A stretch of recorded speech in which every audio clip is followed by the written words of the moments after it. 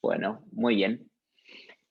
Empezamos entonces nuestra clase de hoy. Mi nombre es Daniel Ferstan, trabajo con Método de Rose, me dedico a esto como profesional hace unos 20 años ya, dirijo la escuela de la sede Núñez y hacemos cosas juntos con Flor Raele y ahora Martina también estamos en comunicación con ella para este proyecto de Mindfood, así que estoy muy contento de estar participando y de poder aportar en este asunto. Así que espero que les sirva, que les sea útil y que lo disfruten.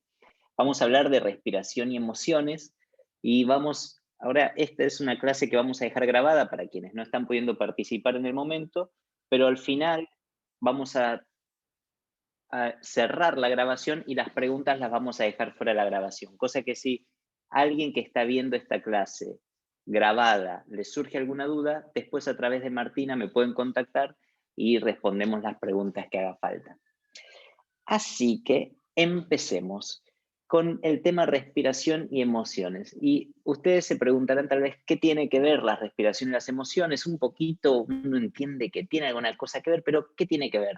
Y yo quiero arrancar esta clase hablando de la relación entre respiración y emociones, porque vieron que cada emoción, hay ciertas emociones que tienen un tipo de respiración es específica. Y yo traje algunos ejemplos para ver si a ustedes les suenan, son ejemplos científicamente comprobados.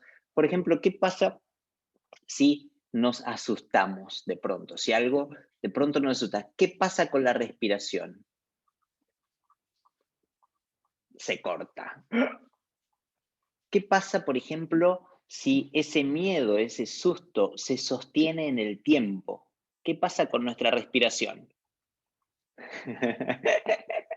Se acelera, nos agitamos. Ahora, ¿qué pasa si eso que nos daba susto resulta que en realidad no era nada? Y podemos relajarnos, no hay ninguna amenaza, nada nos preocupa. ¿Cómo es nuestra respiración? Ah, es más larga, es más profunda. Bien, la respiración y las emociones tienen una relación, porque forma parte de los asuntos que tienen que ver con las cosas automáticas de lo que nos pasa. Hay una serie de funciones de nuestro sistema nervioso que son automáticas y otras que son voluntarias. Y por eso para entrar en el terreno de las emociones, que es el terreno justamente de las cosas que no decidimos necesariamente, eh, digamos, a propósito, qué siento en cada momento, qué me pasa en cada momento, tenemos que entender un poquito cómo funciona nuestro sistema nervioso para poder también entender de qué forma, o sea, por qué y a la vez de qué forma podemos usar la respiración para intervenir en estos mecanismos involuntarios. Entonces, vamos a hablar un poquito velozmente y la verdad que resumidamente sobre el sistema nervioso. Y acá puede ser que haya cosas que ustedes tal vez ya conozcan, pero por las dudas las repasamos. Sobre lo voluntario y lo automático en el sistema nervioso. El sistema nervioso, en líneas generales, se divide en dos grandes redes de funcionamiento. Lo voluntario se llama somático y lo involuntario se llama autónomo. Es el sistema nervioso somático y el sistema nervioso autónomo. Ahora, el autónomo, que es el involuntario, se divide en dos tipos de funciones también. El autónomo incluye el sistema nervioso simpático y el sistema nervioso parasimpático. El sistema nervioso simpático son las funciones que son de activación, es decir, son las cosas que se activan cuando nosotros estamos ante una situación a la cual tenemos que reaccionar. Y las funciones que son del parasimpático son las funciones que se activan cuando estamos relajados, que no tenemos que hacer nada específicamente. Ahora, vamos a entrar un poco más en detalle sobre esto, pero dentro de las funciones autónomas está el mundo de todas las cosas que nos pasan involuntariamente. Y la verdad es que la gran mayoría de las funciones que administra nuestro sistema nervioso son involuntarias. Digo, son muy pocas las cosas que nosotros hacemos a propósito. Esto no quiero decepcionar a nadie, pero uno cree que controla muchas cosas. En realidad, de todas las cosas que nos pasan y de todas las cosas que hacemos, son muy, muy, muy poquitas las que realmente decidimos voluntariamente. Por ejemplo, si yo quiero mover un brazo, yo puedo decidir mover un brazo. Eso está bajo el sistema nervioso somático, voluntario. Pero entonces uno diría, ah, bueno, mis músculos, entonces yo los muevo a propósito. Está dentro de mi voluntad. Sí, pero ¿qué pasa, por ejemplo, con las contracturas musculares? O sea, las tensiones musculares que uno hace sin querer, sin darse cuenta durante el día.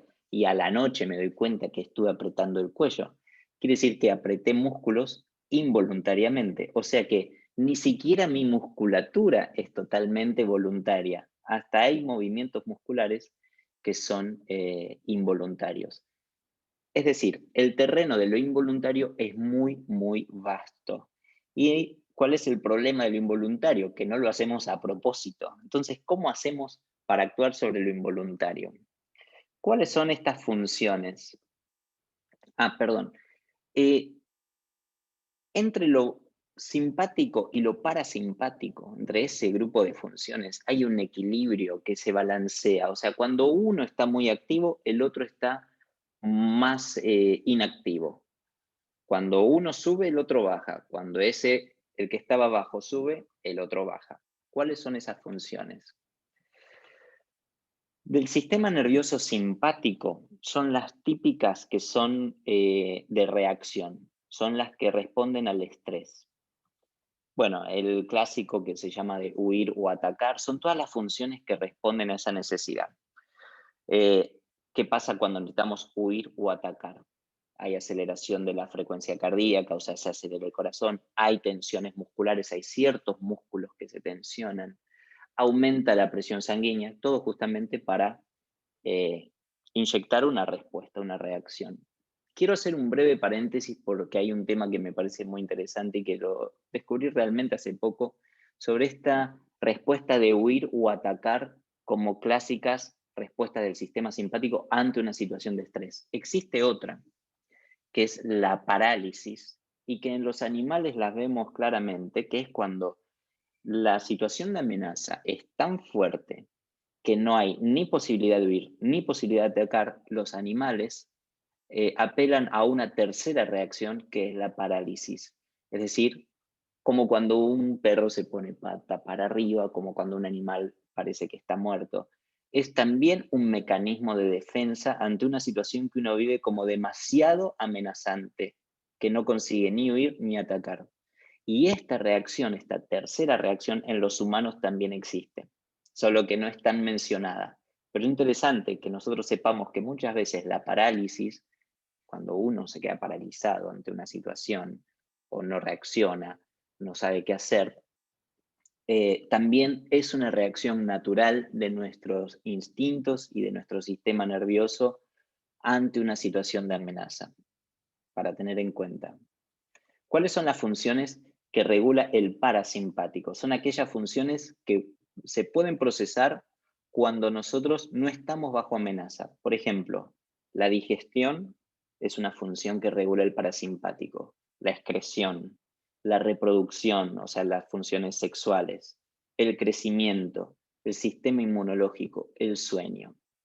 Esas funciones, nuestro sistema nervioso, para administrarlas, necesita que el parasimpático esté actuando. Pero si yo estoy ante una situación en la que me siento bajo estrés, el que se activa es el simpático. Cuando el simpático se activa, el parasimpático se inhibe. Quiere decir que cuando yo estoy en esta situación de alertas, todas las funciones que regula el parasimpático son atenuadas y por eso cuando yo estoy estresado es normal que mi digestión empeore, que mi excreción empeore, que mis funciones sexuales empeoren, que el crecimiento, sistema inmunológico, sueño, clásicos, empeoren. Ahora, esta es una situación muy normal y muy natural y nuestro cuerpo está preparado para soportar esas respuestas por un tiempo limitado. O sea, ante una situación específica está en condiciones de reaccionar. Pero en la situación en la que nosotros solemos estar, es una situación en la que no es una situación tan clara, ni tan definida, ni tan marcante, que ni siquiera nos permite actuar muchas veces. Son pequeñas cosas, tenues, hasta sutiles, hasta a veces ni las percibimos, pero que acumuladas a lo largo del tiempo van generando un desbalance entre estos dos sistemas. Y eso es lo que nos pasa de pronto cuando no sabemos qué nos pasa, pero de pronto estamos o ansiosos o empezamos a dormir mal o esto o lo otro y no pasó nada concreto. O sea, no estuvimos bajo amenaza, no tuvimos que defendernos de un tigre de Bengala, digamos. Pero sí, ¿qué sí pasó? Pequeñas situaciones que percibimos como amenazas, sutiles, discretas, insignificantes, sin embargo, sostenidas a lo largo del tiempo, producen un efecto acumulativo. Perdonen que se me corrió acá una pantalla. Seguimos. Entonces, estas son las cuestiones que tienen que ver con el terreno de lo involuntario. Ahora, para actuar en nuestro sistema nervioso, para regular estos dos funcionamientos entre lo simpático y lo parasimpático, hay un nervio que se llama nervio vago y que ese es el que se ocupa de regular y balancear la activación de cada uno de estos dos sistemas. Y ahora vamos a ver por qué nos interesan.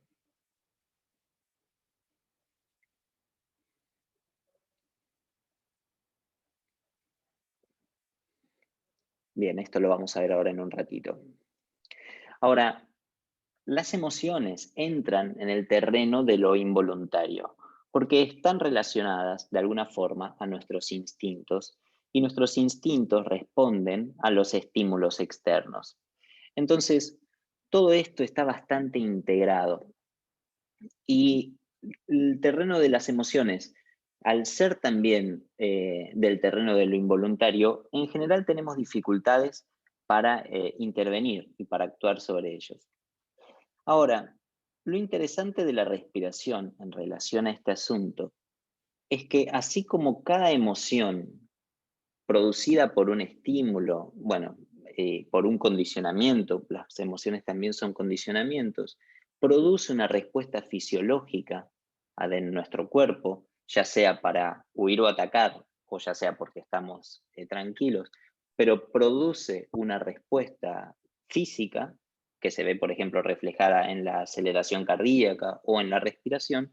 Nosotros trabajando sobre nuestra respuesta física podemos alterar y modificar el estado emocional, porque nuestro sistema nervioso es de doble mano.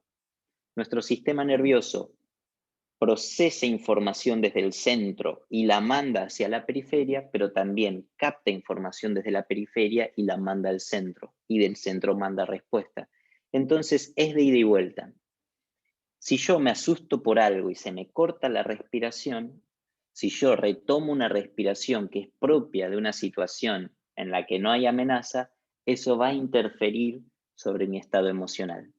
Es de ida y vuelta. Con esto no quiero decir que listo, resuelto el problema, ya está, no me preocupo más. No, no. Después tenemos que ver qué es lo que nos dio miedo, por qué nos dio miedo y tratar de que no nos dé más miedo, básicamente. Pero ese es otro asunto. En nuestro caso, de lo que vamos a hablar es de la respiración como un recurso concreto, una herramienta concreta para lidiar con esas sensaciones. Y en esto, el nervio vago tiene una función importante, pero principalmente la respiración diafragmática tiene un lugar muy determinante. Y antes de pasar al próximo videito que les quiero mostrar, vamos a hacer una parada para hacer un breve ejercicio que van a ser así. Quiero que se sienten derechas, puede ser en la silla, en donde estén sentadas, no se preocupen, columna derecha.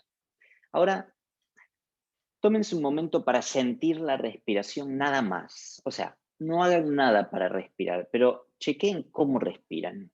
Es interesante porque uno respira todo el tiempo, pero uno no se da cuenta. Obviamente la respiración puede ser automática, pero la ventaja es que puede ser tanto automática como voluntaria, como los músculos que decía antes. Entonces vamos a aprovechar esta doble funcionalidad de la respiración para meternos justamente en ese terreno. Entonces, primer paso es observar su respiración, cómo es cuando ustedes no hacen nada al respecto para respirar. Fíjense cómo es. Ahora, mientras intentan observar eso, traten de no intervenir, de no hacer nada para respirar. Y fíjense cómo su cuerpo respira igual. Ahora, hay una trampa, y es que cuando uno observa algo, uno tiende a querer controlarlo, no a propósito, es un reflejo. Pero es muy difícil prestarle atención a la respiración y no hacer nada para respirar. Ahora, esto, si yo no se los decía, ustedes lo estaban haciendo. O sea, ustedes estaban respirando sin darse cuenta. Pero cuando uno presta atención es difícil, cuando uno pone conciencia es difícil. Pero es un buen ejercicio para aprender a no controlar necesariamente todo lo de lo que uno es consciente. Una cosa es ser consciente y otra cosa es intervenir voluntariamente. Y lo interesante es ganar la capacidad de decidir cuándo uno interviene y cuándo uno no. Ser consciente, pero uno decide si interviene o no interviene. Y la respiración nos va a servir también para aprender eso. Entonces, ahora que vimos cómo es nuestra respiración, vamos a empezar a ver cómo hacer una respiración mejor. La respiración que vamos a entrenar es siempre por nariz. Y van a ponerse una mano en el abdomen y al inspirar llevar el abdomen bien para afuera. O sea, cuando el abdomen sale, vamos a hacer que el aire entre hasta la parte más baja de los pulmones. Y cuando el abdomen entra, vamos a hacer que el aire salga.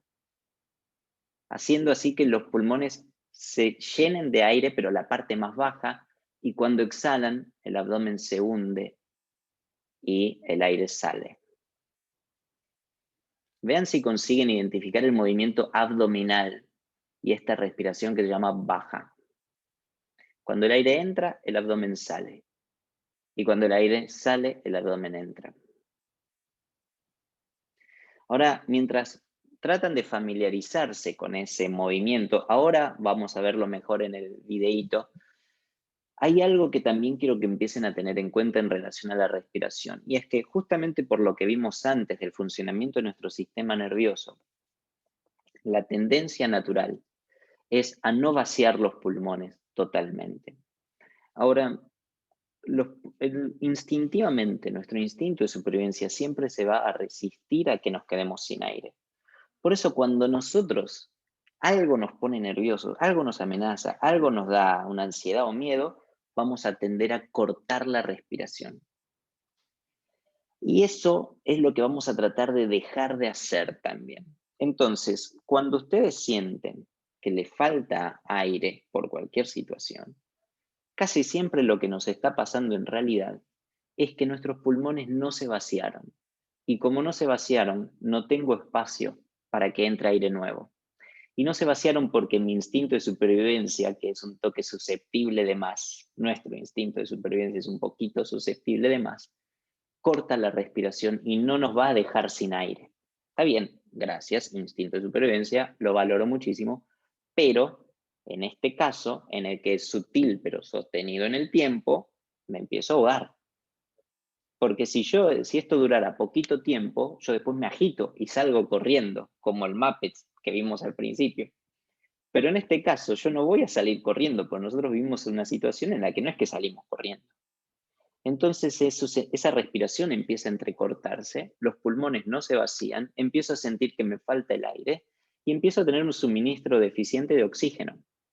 Todo esto a lo largo del tiempo de forma creciente e imperceptible. Por eso de pronto me encuentro en una situación y digo, che, ¿qué pasa? Me está costando respirar. Porque se fue acumulando discretamente a lo largo de los años, por situaciones que no tenían la más mínima importancia tal vez, vista la distancia. En el momento me tocaron, pero después, ¿quién puede decir que un mail de hace 3 meses justificaría esta ansiedad? No, que vivo, mirado Con el diario del lunes no, pero en el momento me fue generando. Y ese proceso acumulativo también me va a repercutir sobre mi respiración y eso también va a repercutir sobre mis emociones. Todo esto ¿para qué? Para que entendamos ahora la respiración como herramienta. Les quiero mostrar un videíto ahora del diafragma. Tenía dudas de qué poner primero, si la diapositiva o este video. Me hubiese funcionado mejor al revés de lo que hice, quiero decir, pero no importa. Vamos a ver ahora el videíto. Quiero que vean dónde está el diafragma, porque es clave, y cómo se mueve. Segundo. Esperen que esta ventana voy a cerrar aquí. Bien. Pongo play en el video. El diafragma es un músculo que divide el tórax del abdomen y es como una bóveda. Veamos el video. Acá vamos a ver cómo se mueve el diafragma. Es ese músculo rojo. Cuando el aire entra, el diafragma baja y cuando el aire sale, el diafragma sube. Acá lo podemos ver. Pero fíjense cómo el diafragma pasa por la boca del estómago y también pasa por la cintura, porque rodea las costillas.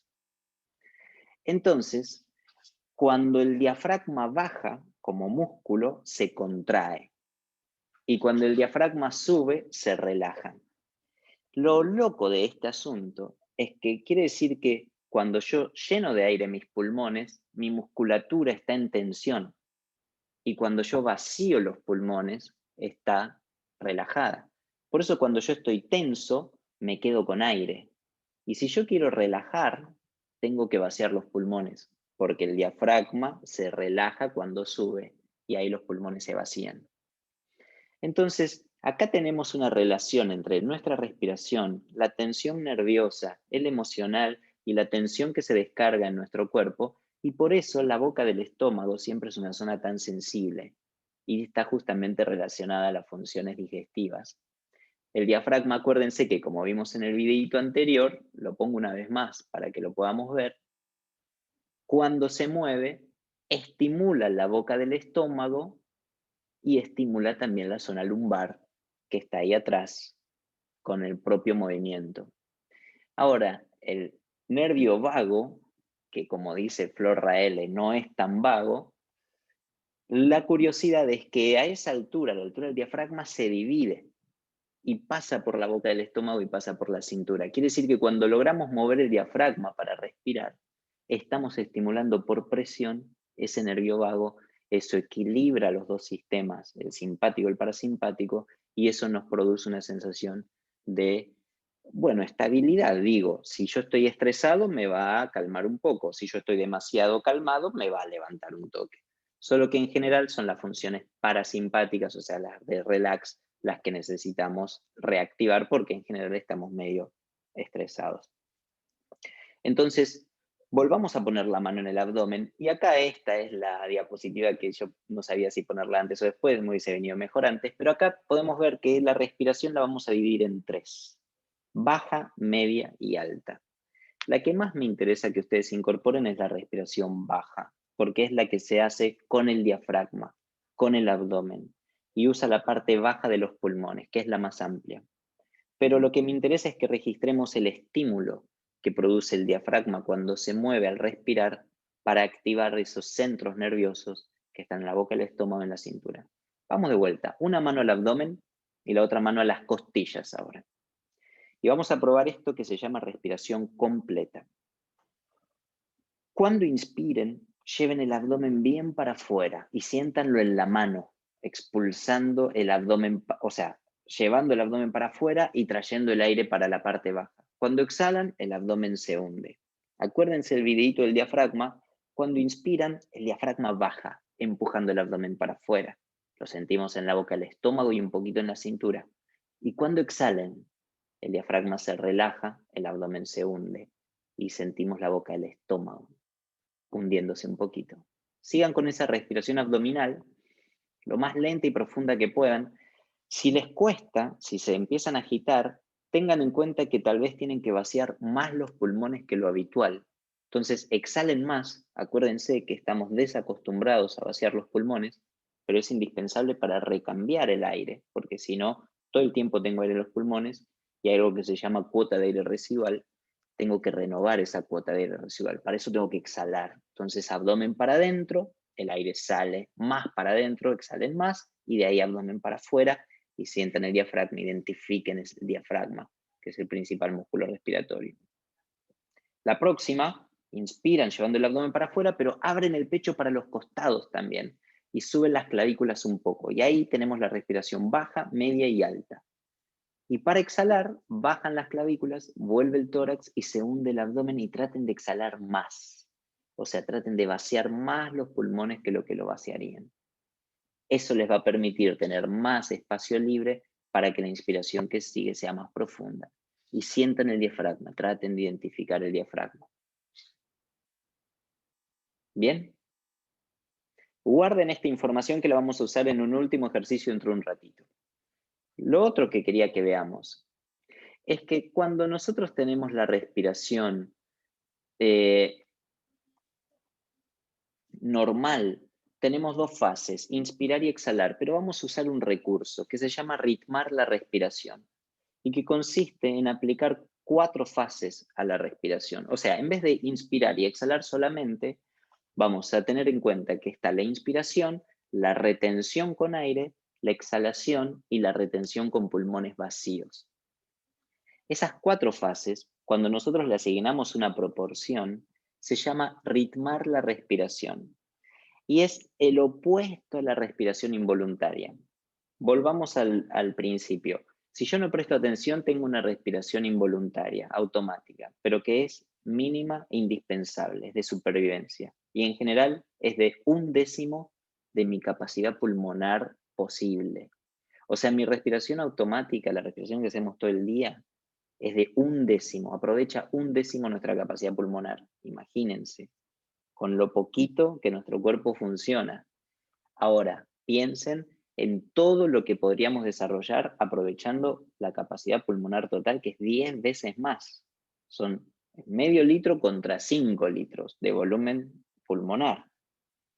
Ahora, cuando le empezamos a asignar un ritmo respiratorio, estamos interviniendo voluntariamente sobre un mecanismo involuntario. Esto empieza a generar una comunicación a nivel nervioso, a nivel sistema nervioso, entre lo voluntario y lo involuntario. Esto empieza a reforzar nuestra capacidad de intervenir y de decidir voluntariamente sobre aspectos que son involuntarios, a través de la respiración, como si la respiración fuese ahora nuestro puente para entrar y salir a ese terreno. Vamos a ver un tipo de ritmo respiratorio, pero hay distintos. Y los ritmos respiratorios, en líneas generales, para que ustedes tengan en cuenta, si nosotros le damos énfasis a inspirar y retener con aire, vamos a activar, vamos a vitalizar. Digamos que son buenos para generar más energía, más fuerza, más dinamismo. Si yo le voy a dar más énfasis a la exhalación o permanencias con pulmones vacíos, esos ritmos van a tender a aquietarnos, a relajar. Entonces, dependiendo lo que uno quiere lograr, uno puede elegir qué ritmo respiratorio va a hacer.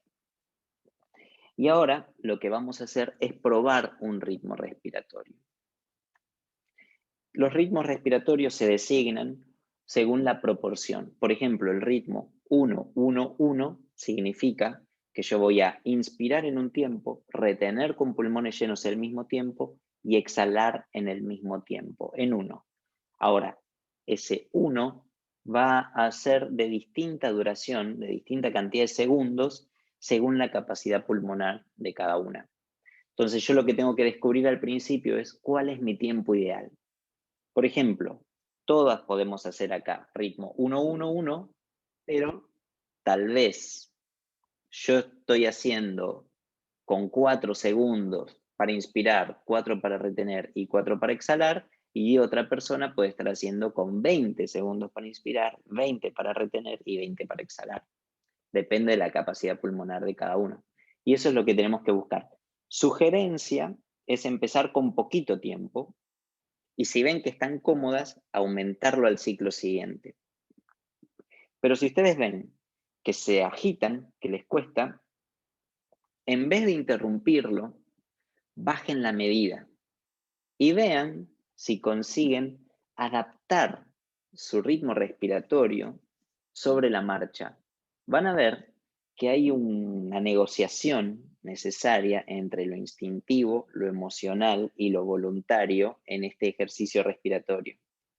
Van a ver que empiezan a interactuar todos los elementos.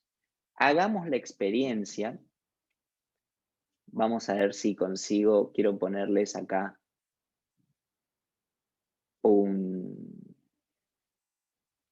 no, bueno, vamos a usar otra cosa. Vamos a poner una música que tiene un pulso de 1 vez por segundo. O sea, si ustedes siguen el pulso de la música, pueden usarlo para contar los segundos. Entonces ahora, pónganse una mano en el abdomen. Vamos a practicar este ritmo respiratorio. Una mano en el abdomen, la otra mano en el tórax.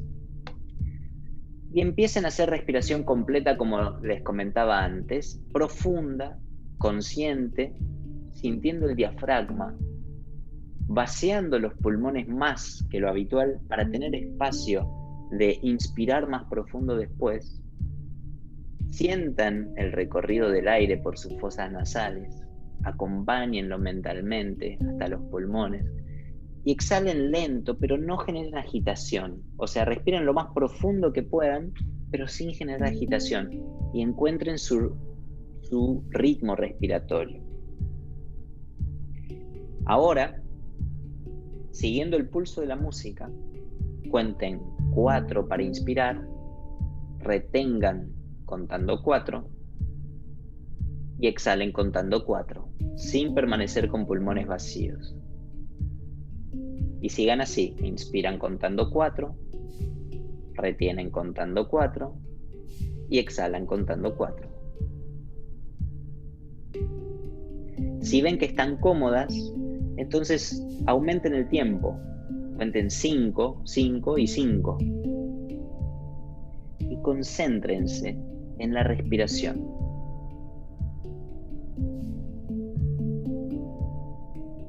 Practiquen un poquito.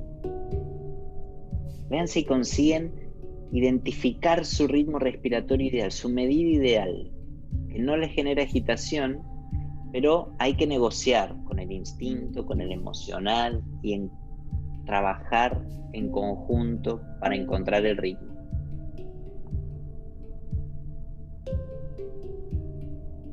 Recuerden que si les cuesta, exhalen más, vacíen más los pulmones.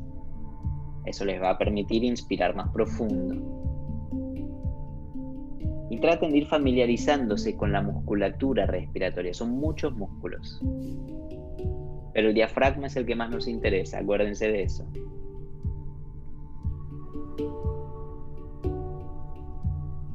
Y ahora vean si consiguen agregar un tiempo con pulmones vacíos, que dure lo mismo. Pero sin aire, relajen el abdomen. Si los pulmones están sin aire, el diafragma se hunde un poquito y relajen la boca del estómago. Y ahí inspiran contando un tiempo, retienen contando 4 veces el mismo tiempo, exhalan en el mismo tiempo y permanecen con pulmones vacíos el mismo tiempo. Prueben. Eso se llama ritmo cuadrado.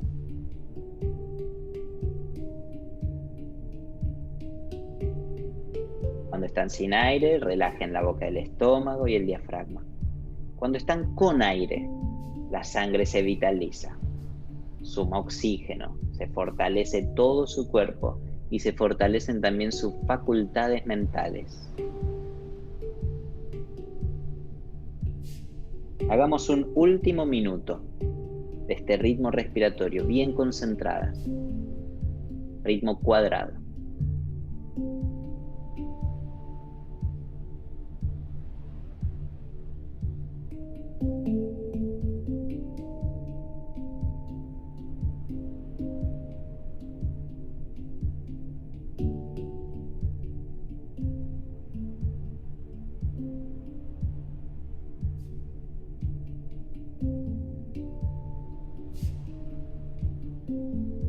Bien, la próxima inspiración sin ritmo. respiren normalmente y traten de registrar las sensaciones generadas. Traten de ver cómo les funcionó. Si quedó alguna duda, ahora al final hacemos preguntas sobre esto.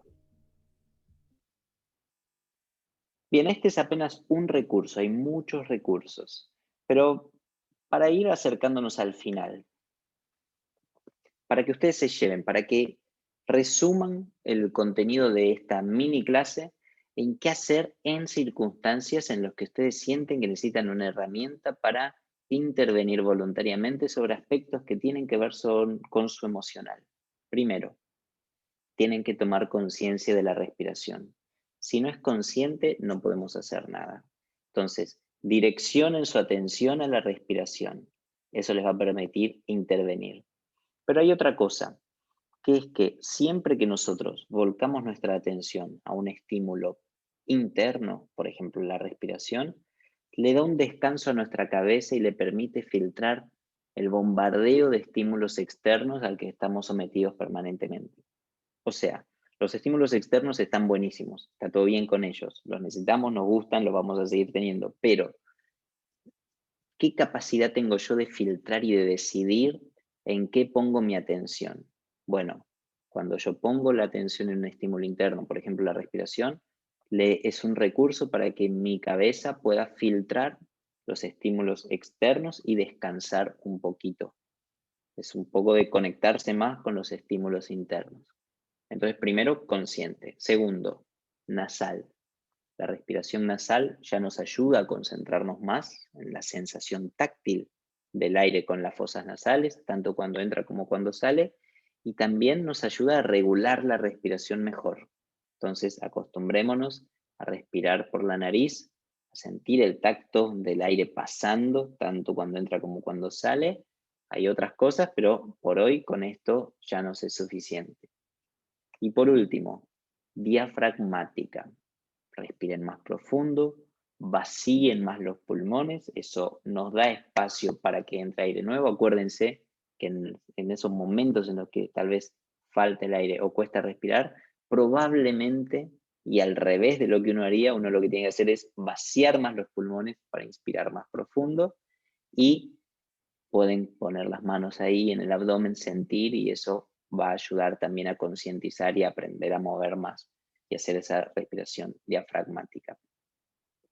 Bueno, con esto voy a ir acá cerrando esta clase introductoria. Obviamente que hay mucho más para profundizar, pero queríamos que ya tuviesen por lo menos una pequeña herramienta de qué cosas se pueden hacer y por qué funcionan y cómo se pueden usar.